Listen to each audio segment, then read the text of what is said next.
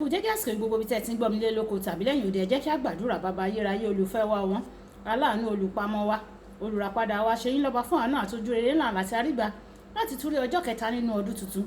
Ògo ní fún orúkọ mímọ́ yín o.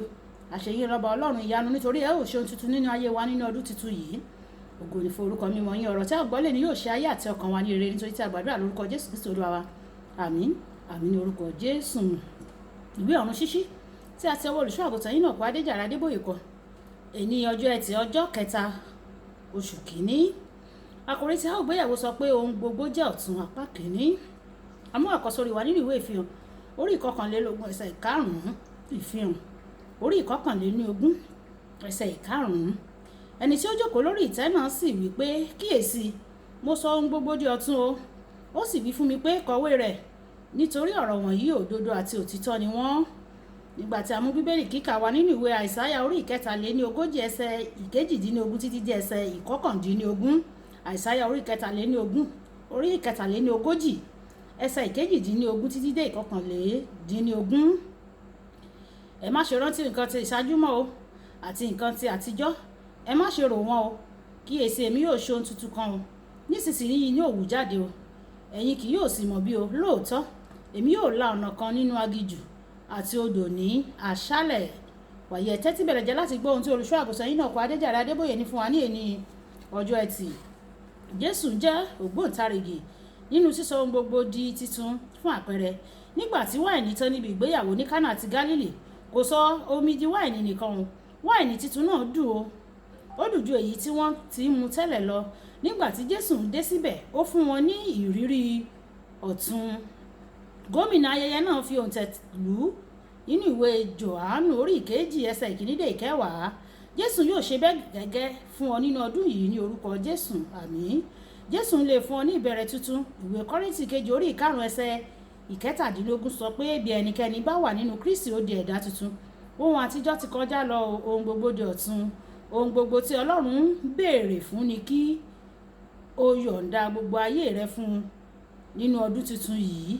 Èyí jẹ́ torí kí titun kí ó lè wọlé, o gbọ́dọ̀ fi ti ohun àtijọ́ sílẹ̀.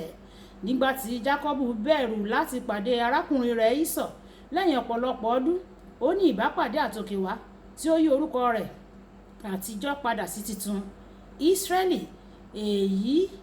Ìyípadà orúkọ yìí mú ìyanu ńláńlá tí ó fẹ́ wá. Nítorí ní ìwọ̀n ìgbà tí o bá sì ń jẹ́ orúkọ àtijọ́, kò lè ní ìrírí àwọn ìyanu ọ̀tun o. Ọlọ́run náà ní láti yí orúkọ Ábúráhámù àti Sárà padà kí àwọn ìlérí rẹ̀ nípa ayé wọn lè wá sí ìmúṣẹ. Ìwé Genesis orí ìkẹtàdínlógún ẹsẹ̀ ìkarùn-ún àti ìkarùnlógún. Ọlọ́run kì í fi ọtí wáìnì titun sínú ìgò ògbólógbòó àwọn ẹ̀ṣẹ̀. Ìwé Lúùkù orí ìkarùn-ún ẹsẹ̀ ìkẹtàdínlógójì títí dé ẹsẹ̀ ìkejìdínlógójì. Fún un láti sọ ohun gbogbo di ọ̀tun láyé rẹ, o gbọ́dọ̀ ṣetán láti jọ̀wọ́ ọkùnrin ògbólógbòó nì.